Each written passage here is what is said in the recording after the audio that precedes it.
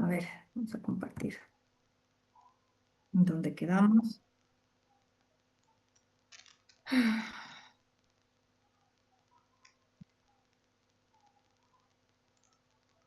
Ya. Bueno, estábamos aquí en la diferencia en técnica e instrumento. Técnica, como el nombre lo dice, técnica de recolección de datos. Entonces, vamos a hacer encuesta, entrevista, observación, medición, una revisión documental. Ahí les he puesto esos ejemplos. ¿Cuál sería mi instrumento? Un cuestionario, guía de entrevista, una lista de cotejo, una guía de observación, los equipos que voy a utilizar para medir, el formato de extracción de datos. A veces, como que se confunde mucho el término cuando yo pongo técnica o cuando pongo instrumento. Pero instrumento en realidad, ya, hay que distinguirlo conceptualmente. Técnica es el método para obtener la información. Instrumento es la herramienta con la cual obtendré la información. ¿Ya? Eso para que quede claro. Ahora, ¿cuáles son las características que debe tener un instrumento? Validez. Mide realmente la variable o el fenómeno que se pretende evaluar. Confiabilidad. Produce resultados consistentes, reproducibles cuando se aplica en condiciones similares. Objetividad.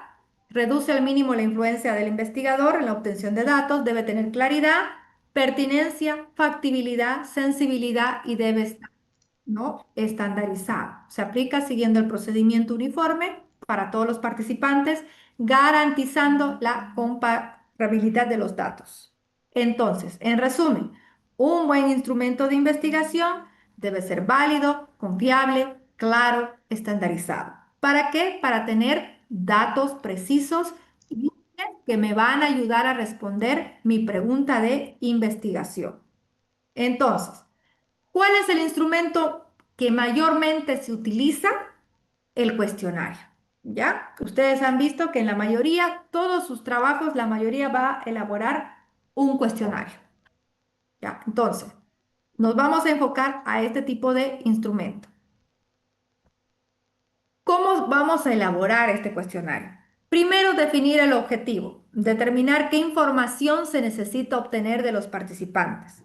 Identificar las variables, revisar la matriz que ya ustedes tienen, donde han operacionalizado sus variables, para definir qué variables y qué dimensiones van a medir. Redactar las preguntas. Deben ser claras, deben ser sencillas y deben ser específicas. Evitar preguntas ambiguas o con doble sentido, porque si no van a tener problema al momento de elaborar los resultados. Utilizar un lenguaje adecuado para la población de estudio.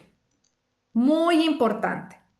No manejen tecnicismos si están utilizando gente, por ejemplo, población de un colegio, en una comunidad, que no les van a entender y no van a poder responder su formulario, ¿ya? O su cuestionario. Elegir el tipo de preguntas. Van a ser preguntas abiertas, van a ser cerradas, de opción múltiple, escalas, dicotómicas, ¿ya? Generalmente, muy pocos utilizan abiertas porque la persona, el participante puede explayarse en la pregunta abierta o simplemente responder de manera muy breve, muy puntual, que no me va a dar mucha información. Entonces, por eso a veces se evita las preguntas abiertas, ¿ya? Generalmente son cerradas, de opción múltiples, dicotómicas, etcétera. Organizar el cuestionario debe estar bien organizadito. No todas las preguntas, por ejemplo, datos del paciente o datos generales, siempre al inicio, preguntas por secciones o dimensiones, siguiendo un orden lógico, ya de lo más grande a lo más específico, para que no sea una mezcla de preguntas, que primero pregunto una cosa por aquí, al final termino preguntando otra o los datos van al final. No, hay que seguir un orden lógico y por secciones. Ahora, algo que es muy importante es la validación del cuestionario. Muchos, varios, hoy día me han visitado en la mañana varios chicos con su cuestionario, ¿ya? Con sus preguntas. Entonces, Aquí ustedes tienen que aprender a validar porque sería fácil y sencillo, ya, hago mis preguntas, voy, se los doy a los estudiantes o se los doy a mis pacientes y que respondan y listo. Ya, a mi población de estudio y listo. Pero no, chicos, si queremos hacer un proyecto serio que va a ir a concurso y que debe tener datos que realmente sean válidos, entonces mi cuestionario tiene que ser validado. Puede ser, hay varios tipos de validación. La validación de contenido evalúa si las preguntas representan adecuadamente el contenido que se desea medir. Se realiza mediante juicio de expertos. Esta es la forma más común de validar un cuestionario, por juicio de expertos. ¿Qué quiere decir? Se eligen 3 o 5 especialistas en el tema que ustedes están investigando. Especialistas en el tema que ustedes están investigando. Ojo, chicos, con eso, por favor. ¿Ya? ¿Ellos qué van a ver? Van a revisar si las preguntas son claras, tiene pertinencia y es relevante, porque estos expertos manejan ese tema. Entonces va a ser mucho más fácil que ustedes le lleven a validar su cuestionario a una persona que no es especialista en el tema. Vámonos a los ejemplos. Voy a estudiar la diabetes, ¿ya? Entonces, ¿qué especialistas voy a utilizar yo para que me valide mi cuestionario con mi juicio de expertos?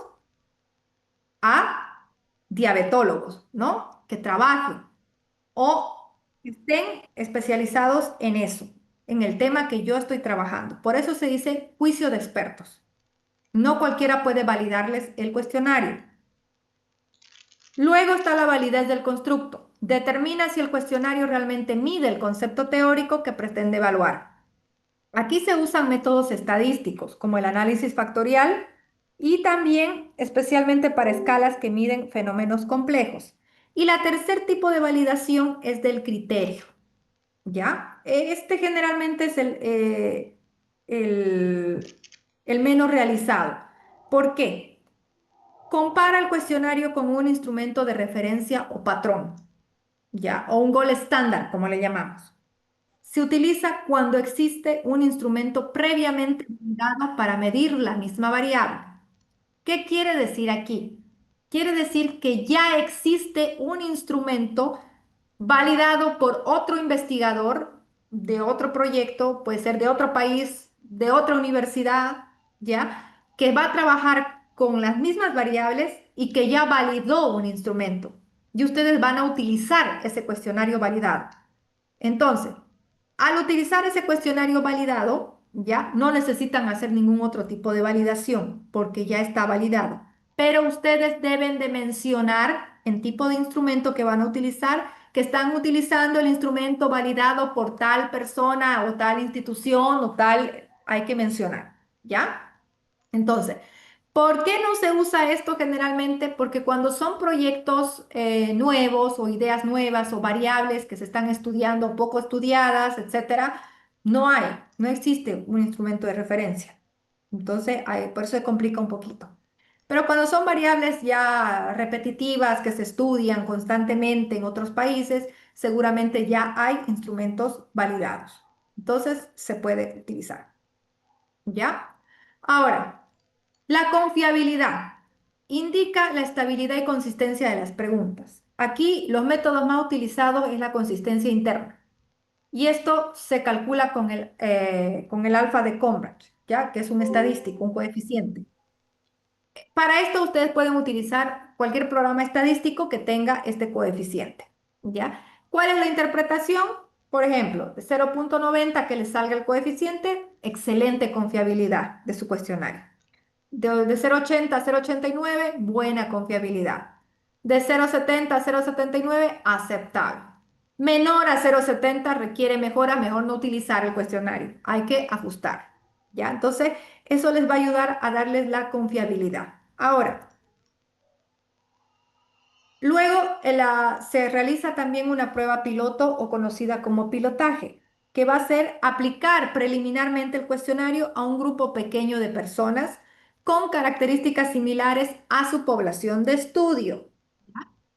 Ojo, no es su población de estudio, o sea, va a ser un grupito aparte, similar a su población de estudio que van a usar solo como prueba piloto. ¿Para qué? Para evaluar si el instrumento funciona adecuadamente antes de aplicarlo en la investigación. Pasos a seguir: eligen el grupo, generalmente 10 a 30 personas, que va a equivaler al 5 o 10% de su muestra en condiciones reales. ¿Qué van a evaluar? Claridad, comprensión y tiempo.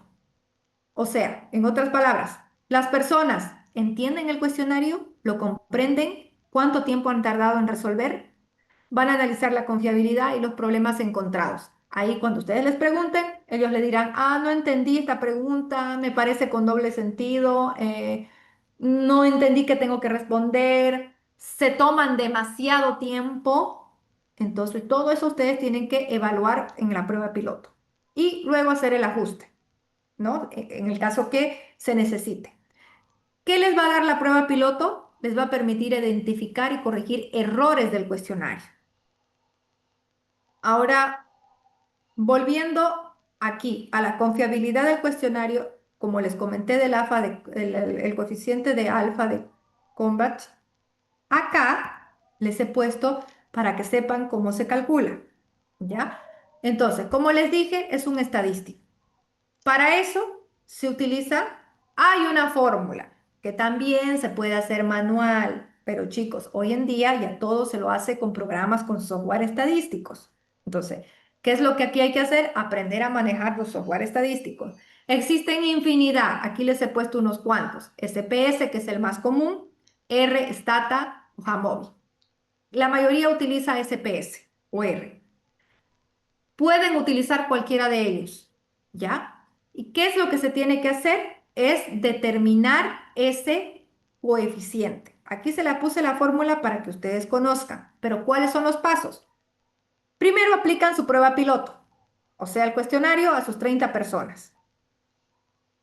Codifican las respuestas, o sea, convierten las respuestas en valores numéricos. Ejemplo, ahí les puse respuestas. Totalmente de desacuerdo, valor 1. En desacuerdo, 2. Neutral, 3. De acuerdo, 4. Totalmente de acuerdo, 5. Así como la escala de Likert.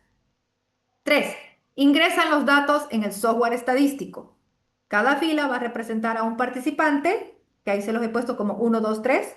Y cada columna va a representar la pregunta. Pregunta 1, P1. Pregunta 2, P2. Pregunta 3, P3. Y así sucesivamente cuantas preguntas sean. Y ustedes van a colocar los resultados numéricos de acuerdo a la pregunta. 4. Ejecutan el análisis de confiabilidad. Entonces, le dan, buscan en el ítem, ¿ya? Y calculan el coeficiente.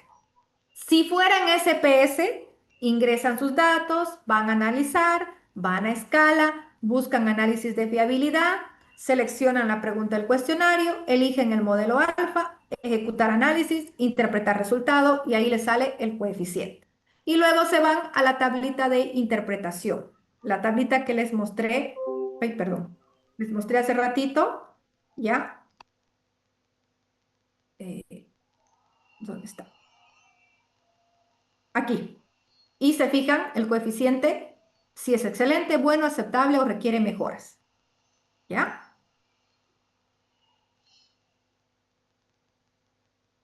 Ejemplo, aquí un ejemplo. Un investigador crea un cuestionario de 10 preguntas para medir, ¿ya? El estrés laboral de los enfermeros. Aplica el cuestionario a 40 enfermeros. Les va a hacer la prueba piloto. Ingresa las respuestas al programa, obtiene un alfa de 0,78. ¿Cuál sería mi conclusión, mi interpretación? El instrumento tiene una confiabilidad aceptable para medir el estrés laboral. Entonces, en resumen, este coeficiente se obtiene aplicando un cuestionario piloto, codificando las respuestas, realizando un análisis estadístico que determina la consistencia interna entre las preguntas. Entonces, la validación de un cuestionario no requiere aplicar los 3 tipos de validez, como les dije. La elección depende del objetivo del instrumento. En investigación en salud, lo más frecuente es evaluar la validez del contenido y la confiabilidad.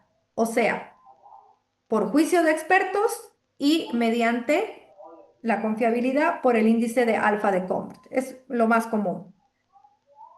¿Y cuándo corresponde la validez del constructo? ¿Ya? La validez de criterio se utiliza cuando existe una medida de referencia disponible. Entonces, no quiere decir que todos los tipos de validez que les he mencionado deben de realizarlo para validar su cuestionario. Ya, no se asusten. Por lo menos tienen que tener dos. Procedimiento. Aquí ya vamos terminando. En procedimiento, ustedes deben describir todas las actividades paso a paso que van a desarrollar de su protocolo. Por ejemplo, cómo se llevará a cabo la investigación, desde la selección de los participantes, la obtención de los datos, el manejo de datos, ¿ya? El objetivo es que el estudio pueda ser comprendido, evaluado y, si es necesario, reproducido por otros investigadores. O sea, si trabajan en la parte de laboratorio, por ejemplo, los que van a hacer análisis microbiológicos, ahí en procedimientos tienen que anotar los tipos de análisis que van a realizar, cómo lo van a realizar. Entonces, un resumen de actividades, en otras palabras. Su plan de análisis es la sección del protocolo donde se describe cómo serán procesados y organizados los datos.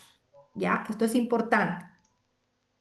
Entonces, va a haber una depuración y codificación de la base de datos, va a haber un análisis estadístico descriptivo, que ahí ustedes pueden obtener frecuencias, porcentajes, medias, desviaciones estándar, va a haber un análisis estadístico inferencial, donde van a utilizar, de acuerdo al objetivo y sus variables, va a depender, siempre con un nivel de significancia, van a utilizar siempre un software estadístico, ya cualquiera de los que les he nombrado, y luego se presentan los resultados mediante tablas o gráficos. Eso tiene que estar redactado en el plan de análisis.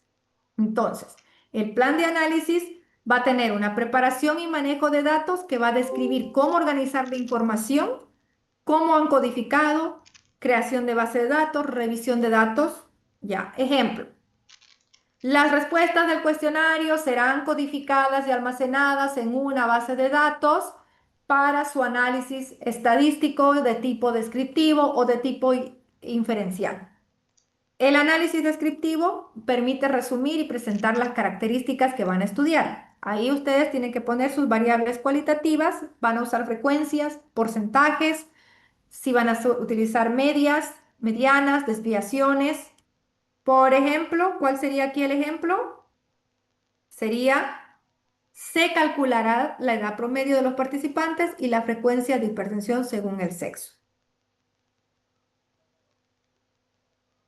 Luego, incluye también el análisis de acuerdo con los objetivos del estudio. Por ejemplo, se compararán los grupos tanto y tanto mediante una prueba de T-Student o de Mann-Whitney. Se compararán más de dos grupos, en ese caso van a utilizar ANOVA o van a utilizar Ruskal-Wallis. O van a analizar relación de variables, voy a usar chi cuadrado, o voy a hacer una evaluación de asociación o predicción, regresión.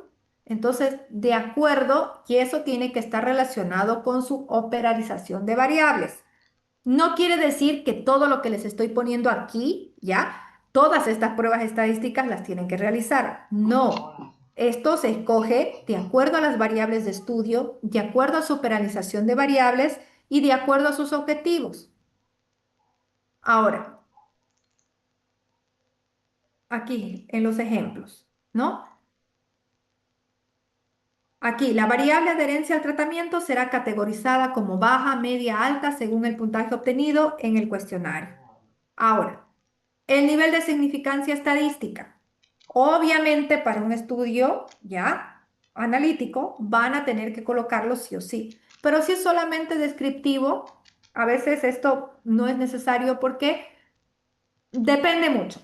Puede que sí o puede que no. Por eso les digo, siempre va a depender de cómo están planteados sus objetivos dentro de un estudio descriptivo. Es lo mismo que les decía, a veces puede ir la hipótesis en un descriptivo, a veces no. También depende mucho. Y va a definir siempre el criterio para determinar si sus resultados son estadísticamente significativos. ¿Ya? Eso es importante. Pero si es analítico, sí o sí, chicos, no pueden dejar a un lado eso. Software estadísticos tienen que mencionar qué programas o qué software van a utilizar. Hay varios. EpiInfo, SPS, ERE, Stata, Jamovi. Si van a utilizar para sus bases de datos Excel, también tienen que mencionarlo, ¿ya? ¿Y cómo van a presentar los resultados? En tablas, gráficos, etcétera. O sea, en otras palabras, los resultados serán descritos en tablas o gráficos, ¿no? O se utilizarán mapas de distribución, entonces tienen que redactar. Todos estos puntos que les he puesto en el análisis de datos, eso chicos va redactado, es una sola redacción. Entonces, el plan de análisis va a establecer qué se hará con los datos recolectados y qué métodos estadísticos se van a utilizar para responder la pregunta de investigación. Ahora, chicos, yo sé que ustedes no son expertos en estadística, yo no sé hasta dónde, qué tipo de estadística llevan, entonces quizás algunos entienden un poquito más, los de primer año me imagino que no mucho, ¿ya?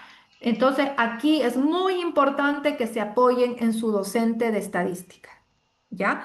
Van a tener que buscar ya para esta parte de análisis de datos a su docente que les da estadística para consultarle qué estadísticos son los más adecuados que ustedes pueden utilizar. Entonces, en todo trabajo de investigación siempre se requiere el apoyo de un estadístico, de un profesional estadístico, para que los datos sean correctos. ¿Por qué? Porque de acuerdo a mi tipo de muestra, a mi tamaño de muestra, ¿ya? Mis datos estadísticamente pueden ir a la normalidad o no. Entonces yo necesito saber si están dentro de la normalidad para ver qué tipo de estadístico voy a usar. Si mi muestra es muy pequeñita, entonces para hacer una correlación, ¿voy a utilizar chi cuadrado o no me da para utilizar chi cuadrado? ¿Voy a utilizar TestStudent? ¿Voy a utilizar el test de Fisher? ¿O no me da para utilizar el test de Fisher de acuerdo a la cantidad de muestras que tengo? Entonces, cada estadístico tiene un requerimiento, ¿ya? O sea, cada prueba estadística tiene un requerimiento del tipo de muestra y del tamaño de la muestra y las condiciones de la muestra. Entonces, yo no puedo utilizar a libre, digo, no, voy a hacer chi cuadrado. ¿Por qué? Porque sé hacer chi cuadrado. Y listo. No, chicos. Entonces, por eso les digo, si quieren que su trabajo sea bueno y tenga resultados válidos estadísticamente, entonces aquí hay que buscar el apoyo de un docente estadístico que les ayude a elegir el correcto estadístico para que ustedes puedan luego interpretar sus datos. ¿Ya? Ahora, si tienen la oportunidad de hacer un cursito de estadística descriptiva o inferencial, entonces con lo más básico, siempre es bienvenido, chicos, porque quienes se dedican a investigación tienen que saber interpretar datos estadísticos. Entonces, es parte, va de la mano con la investigación, aunque a muchos no les gusta. ¿Ya? Entonces, por eso es que la estadística a muchos lo dejan, ¿no? Pero lamentablemente hay que aprender para poder por lo menos interpretar. Ya, si no sé manejar los software estadísticos, si no esto, pero por lo menos sé interpretar los datos estadísticos. Ahora, en la cápita de consideraciones éticas, ahí ustedes no es más que el conjunto de principios, normas que van a orientar a que la investigación proteja los derechos, la seguridad, la dignidad, bienestar de los participantes. ¿Ya? ¿Qué debe cumplir toda investigación? Respeto a las personas, beneficencia, no maleficencia, justicia, confidencialidad, consentimiento informado y aprobación de comité de ética si corresponde en el trabajo. ¿Ya? Esto es muy importante. Todo eso se debe colocar en las consideraciones éticas. Aquí les he puesto un ejemplito también para que se guíen, integrado del marco teórico. Ejemplo. Si mi pregunta es, ¿cuál es la prevalencia de hipertensión arterial en adultos mayores del Centro de Salud X durante el 2026? Miren, aquí se los estoy detallando. ¿Cuál sería el enfoque, el tipo de estudio, el diseño, la población, la muestra, el tipo de muestreo, las variables, el instrumento, el procedimiento, el análisis estadístico, las consideraciones éticas y en un caso, si el formato me lo pide, puedo aumentar las limitaciones del estudio. Si no me pide, no necesito aumentar. ¿Ya? Obviamente que este ejemplo está súper comprimido y reducido. pero es una guía para que ustedes vean que todo tiene que estar coherente. Todo debe llevar una relación de principio a final. Luego tenemos ya casi por último el cronograma, que es la planificación, ¿no? Ustedes pueden hacerlo en un cuadrito que debe incluir las actividades, las fechas, los periodos de ejecución, las duraciones estimadas y en caso que les pida el formato, añaden quién va a ser qué, el responsable, ¿ya? Generalmente esta parte se la presenta con cuadritos. Es mejor que redactarlo. Prácticamente no es, se puede decir, de manera formal redactar el cronograma. Es siempre mejor colocar un cuadro bien especificado por semanas, ¿ya? Y luego tenemos el presupuesto, que es la estimación de lo que se va a necesitar en el proyecto, que de igual manera es mejor expresarlo en un cuadro, ¿ya? Que debe incluir recursos humanos, si va a haber apoyos, pagos, viáticos, etcétera, materiales, insumos, transporte, logística, equipamientos, servicios, todo lo que van a, incluido material de escritorio también, ¿ya? Entonces se elabora en el presupuesto.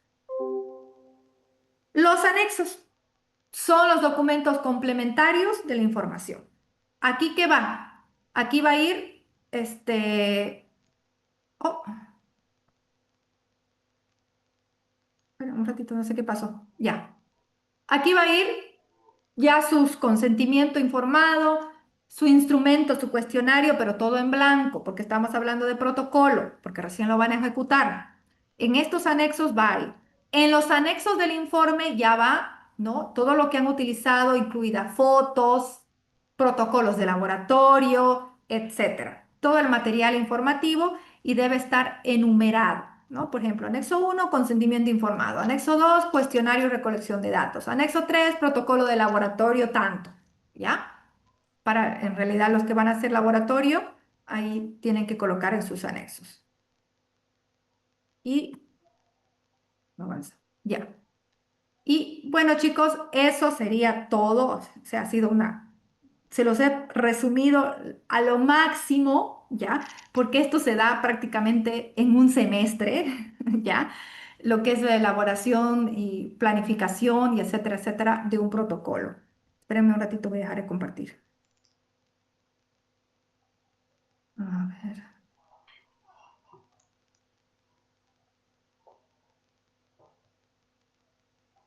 ay, no me sale. Ah, ya, ahora sí, ahora sí. Ya, chicos. Entonces, sé que ha sido súper rápido, sé que ha sido pesado, pero era necesario para que me puedan ajustar sus protocolos. Esta diapositiva se las voy a pasar, se la voy a convertir a PDF y se las voy a pasar al grupo de WhatsApp porque les va a ayudar para poder guiarse a terminar sus protocolos. Los grupos que tienen que ajustar muchos detalles en el protocolo, aprovechen el feriado, aprovechen el fin de semana para que la siguiente semana, a partir de lunes, ya directamente se arranque con la validación de sus instrumentos, ¿ya? Tengo entendido que se va a hacer, van a realizar algunas pruebas piloto y van a validar. Para su validación, vayan pensando, de acuerdo a su tema, a qué docentes expertos en esa área pueden consultarles para que tengan su juicio de expertos en la validación, ¿ya? Eh, mm, la confiabilidad van a tener que hacerla con algún programa estadístico, de igual manera, para que puedan tener también ese índice. Con esos dos validados ya sería suficiente y estaría muy bien para presentar con toda la validez posible para la feria. ¿Ya? Entonces, no sé, chicos, si tienen alguna pregunta. Sé que dudas deben tener un montón. Entonces, ya saben, chicos, me buscan por las mañanas, allá arriba en el cuarto piso, ¿ya? Para subsanar algunas dudas o cosas que hayan quedado pendientes. Pero les voy a entregar este documento para que con esto se guíen. Entonces, ahorita, no sé, como ya es mucho tiempo, nos hemos pasado del horario y más que todo también por los cortes del Zoom. ¿Algunas preguntas puntual que tengan, por favor?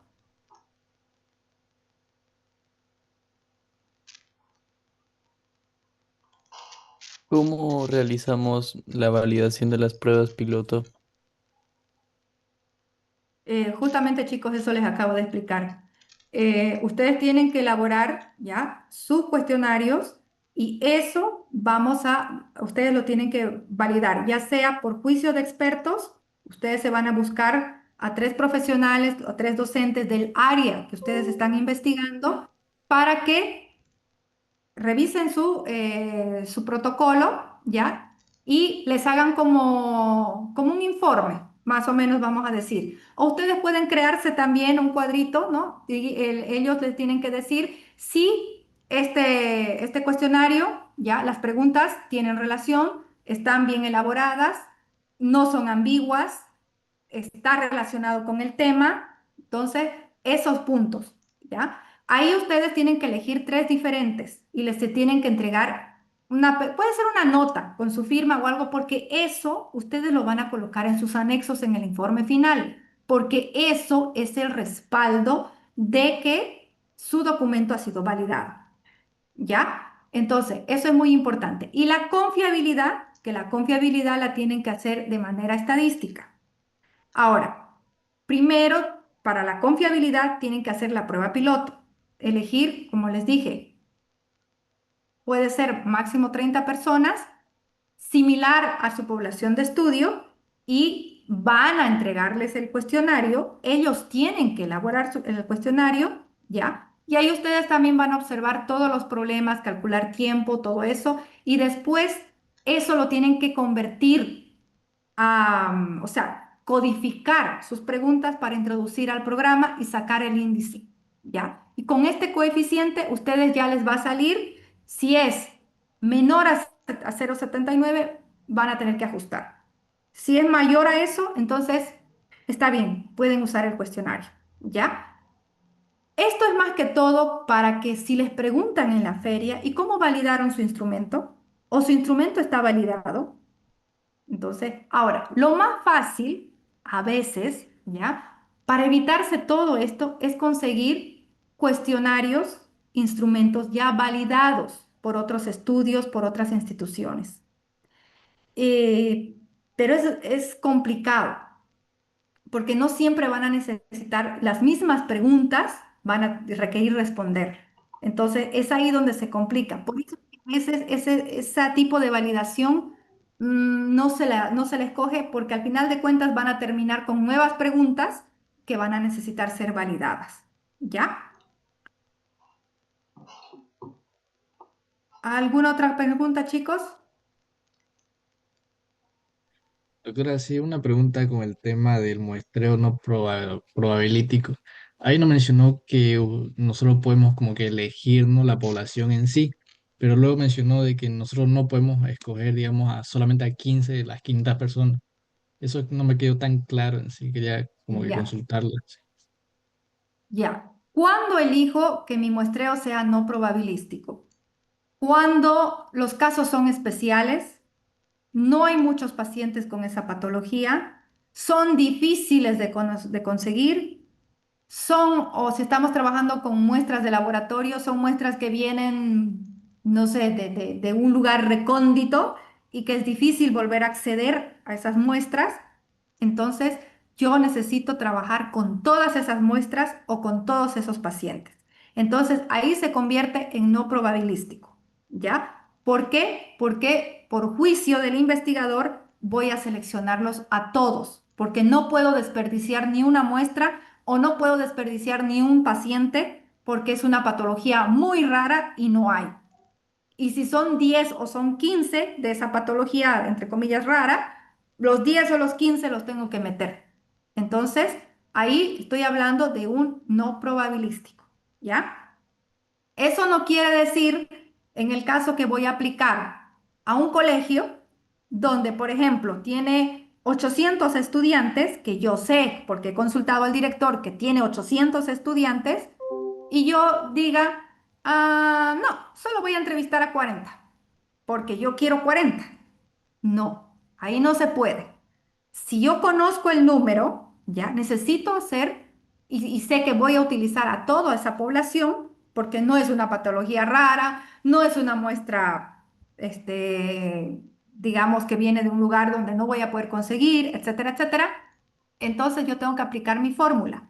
En este caso, como conozco la población, que son 800, mi fórmula para calcular mi muestra va a ser finita. Si no conozco la población, ¿ya? Por ejemplo, de la comunidad, no sé, de algún tipo de comunidad de los valles, no sé cuántas personas hay. Entonces voy a aplicar mi fórmula de cálculo de muestra infinito.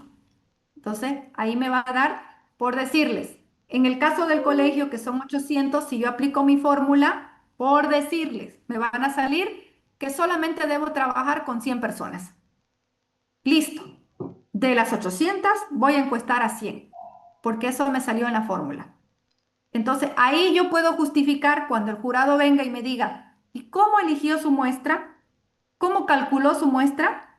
Ah, entonces le dice, no, mi tipo de muestreo ha sido probabilístico, ha sido de manera aleatoria o sistemática, he utilizado tal fórmula para población finita y me salió que solo puedo utilizar 100. Ahora, si yo quiero, puedo aumentar. Lo que no puedo hacer es quitar de lo que me dice la fórmula. Si la fórmula me dice 100, pues son 100 o 100 más uno, pero no pueden ser 90